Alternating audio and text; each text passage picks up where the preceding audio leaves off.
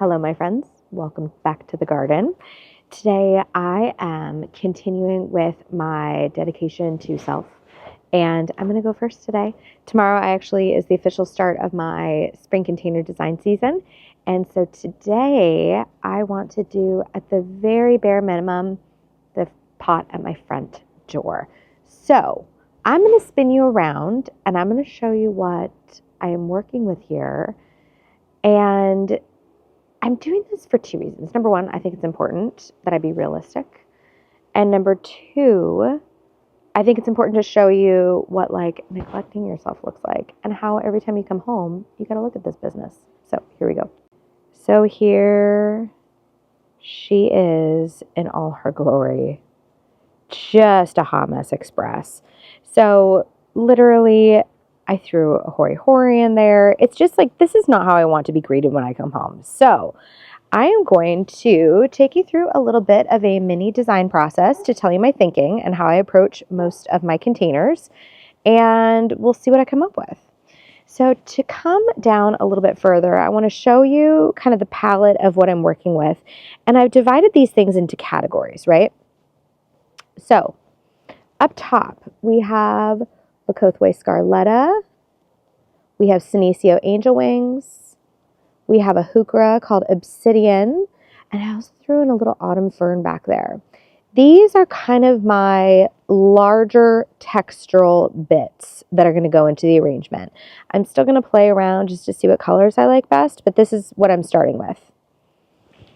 Then over here, I have brought in some grassy bits. These are the things that I feel like every pot needs a grassy texture. So we've got just some classics, Black Mondo. We've got a little 4-inch Acorus Ogon. This is a really pretty carex called Feather Falls, and it tends to actually cascade and drape down the edge of a container. And then over here, we have this Curly Q Juncus, which is actually super tall, so I thought it might add some nice height and drama. Then coming over here, this is essentially the color story. This is a wallflower. I'm going to zoom in on this here. This is called Winter Orchid, and it comes out in these just beautiful orangey, deep orange tones that are I like things that are a little bit moody, a little left of center, not something that's so predictable. Then next door, we have just a perennial favorite. This is a Ranunculus. I believe this is Purple Sprinkles. I can double check on that for you. And then next door, let me show you this cutie. These are leftover Totos from my display garden. And so I was able to find two that are still very budded up. These ones have yet to crack back here. So I'm going to play with some of these white tones. And just in case I feel like I need some more height, I brought these bad rides. Now these were labeled as a Ice Follies, but I had a couple of these in the display garden, and when they bloomed, they were more of that true yellow. Not as big as a Dutch Master, but definitely yellow on yellow. And then down here, this is our little marriage bit, the thing that pulls it all together. This is a Tulip, Princess Irene. It is orange on the outside and then has this just awesome purple flame that comes up here. Actually, one is blooming. Let me show that one to you. This is just the tip of the iceberg. It's so, so, so pretty. So I like to have an element, oftentimes when I can, that will pull the color story together. And then coming down here, I want to show you the little bits, okay? So every container needs some just fluffy little texture bits. This one is they call it Candy Tough. It's Iberis. I think this one is Snowsation. Let's see here. Yeah, Snowsation. And then we have this cutie little moss. This is Selaginella brownii. I always think it looks like a brain or something, or like a little pin cushion. I love it. And then over here, we've got a couple other things.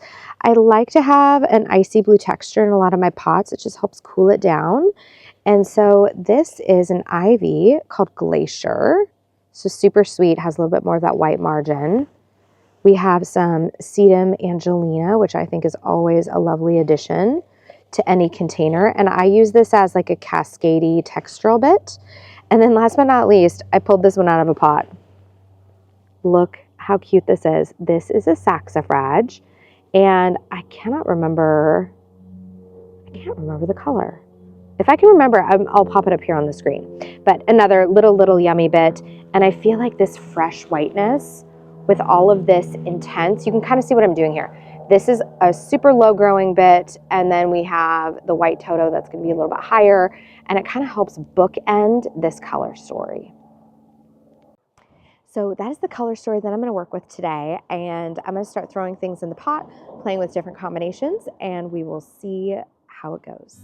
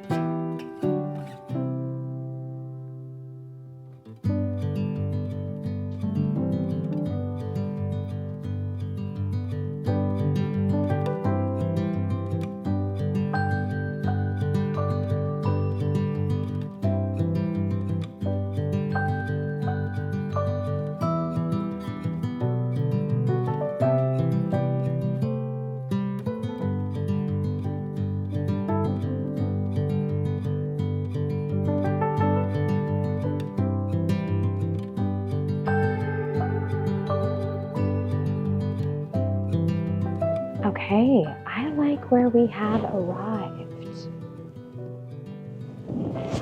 Okay, so typically when I do a container, I like to spend a little time futzing around, seeing how the arrangement is coming together. I want a little bit of balance, a little bit of symmetry, and I want the eye to travel throughout the container with my usage of colors.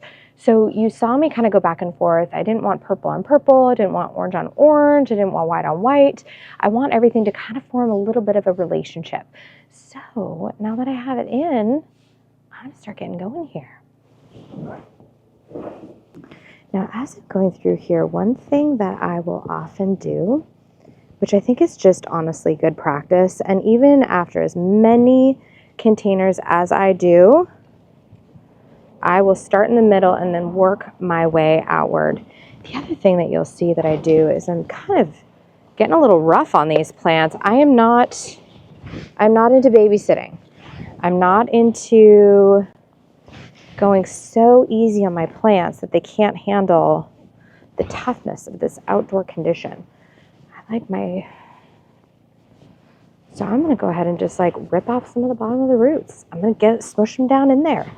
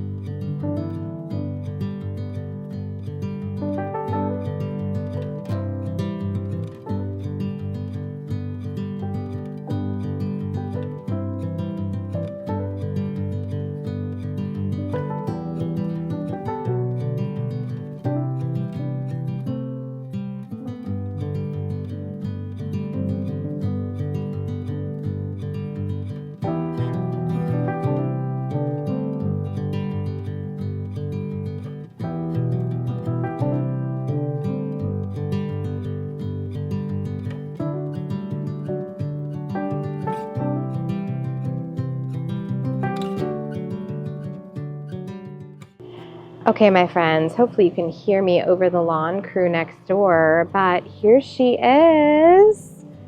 So I didn't mention this in the first part of the video, but this is a variegated Euonymus. It's one of my favorites. I will pop a name up on the screen here, and then I want to get you in close. So like we talked about, I wanted this to feel elevated and yummy and vibrant, yet still refined and sophisticated. So I went with this playful palette inspired by my garden at the Northwest Flower and Garden Show, Forest Bathing, and lots of like fresh whites, purples, pops of orange. And so you can kind of see what I've done. And I want to walk you through just a few little things that I typically do with my containers. I like to have a nice color story. So if we take a look at what's going on here, you're going to see I'm doing a couple of different things to have your eye move throughout the container, okay? First, let's talk about our greens. We have variegation up here, so I didn't feel like I needed a whole lot of variegation down here. However, the Acorus has a beautiful chartreuse stripe to it. This is Acorus Ogon, and that chartreusey stripe relates to my Sedum Angelina down here. And then back on the other side, I have just like a nice textural mid-tone green moment and some strappiness from my daffodil that balances the strappiness over here. Okay, next, let's go to our oranges. I actually did something super symmetrical, which is not something I usually do in containers, but I have my Princess Irene here. I have this gorgeous wallflower. I don't know if I mentioned this. This is Winter Orchid. And over here, I have another Tulip, Princess Irene. All right, now next, we are gonna go to our purples. And this is where it's kind of a little bit of an odd triangle. I have this purple Ranunc back here. I have the purple from this beautiful Heuchera. Look at that new growth. Is that so cute or what? This is the Heuchera Obsidian. And then if you'll notice right here, the bud color matches. Let's see if we can get that. This bud color matches this Heuchera. I mean, this is just sensational. So right here, again, we have another triangle. It's subtle, but it's there. And then last but not least, let's go through our whites. I have this beautiful white Iberis right over here, and that's gonna, it's bedded up, it's just gonna flush out any second. I have this Saxifraga over here. This is the white Saxifraga. I'll see if I can find a name and pop it up for you. This is just one of my favorites. It's so cute.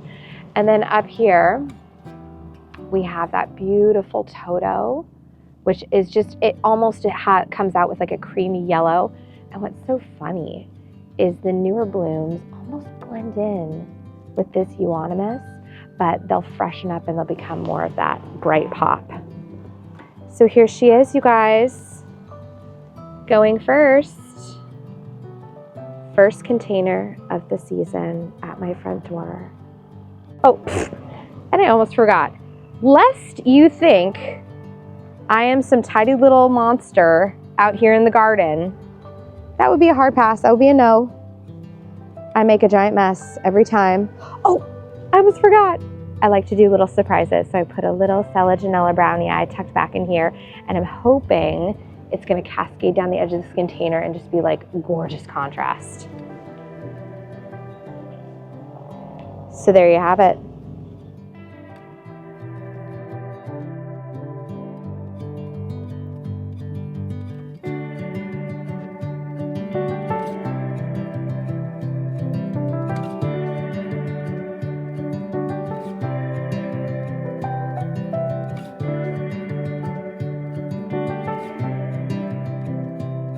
All right, my friends, I'm feeling very pleased about the progress today. It may just be one little pot, but honestly, a pot by the front door is transformative. It literally changes how I return to home every single day. And I feel very good that I'm keeping my promise to myself of going first. And it has done the exact thing that I thought it would. It has made me completely excited and thrilled and just ready to jump in tomorrow and start my container season. I hope you all have a wonderful day and say hello to your garden for me.